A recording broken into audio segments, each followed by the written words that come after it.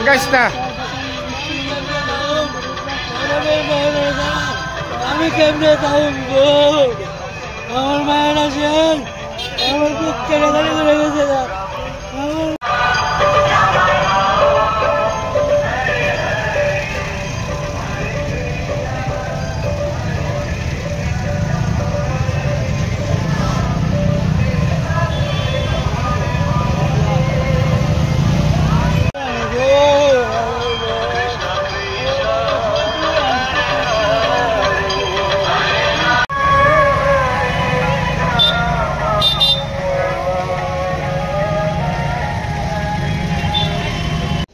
শুক্রবার দিন ঘটনা ঘটছে।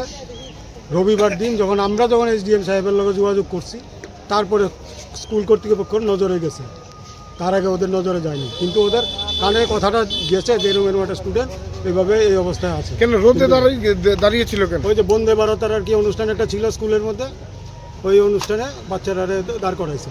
কিন্তু এতটুকু ছোটো একটা বাচ্চারা এইভাবে বাচ্চাটা বলার পরেও তারা এখান থেকে সরাইছে না, পয়সা দাঁড়ায় থাকো কিচ্ছু হবে না। তাহলে আপনি মাথার মধ্যে উল্টা পরে কালো সানগ্লাস পরে সেটা আপনি দাঁড়ায় থাকেন, আর ওই বাচ্চারা রোদ্রের মধ্যে দাঁড়ায় দিচ্ছে, এটা কত হইলো? এত মানবিকতা।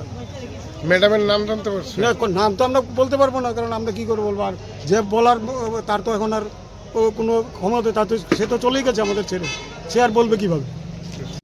কি করুন না করুন, এখন পর্যন্ত কথা করার মতো পরিস্থিতি নাই, কিচ্ছু করতে পারতেছি না। আমার মেয়ে নাই, করতে আমার মেয়ে নাই, আর ওখানে আমি কিচ্ছু করার মতন পরিস্থিতি নেই। যে আমার মেয়ে আমার শেষ যাত্রা গাড়িতে নিয়ে আনার কথা, আমি নিয়েছি আমার মেয়ের শেষ যাত্রা গাড়ি দিয়ে, এর থেকে বেশি আমি আর কী করতাম, কিচ্ছু করার নাই।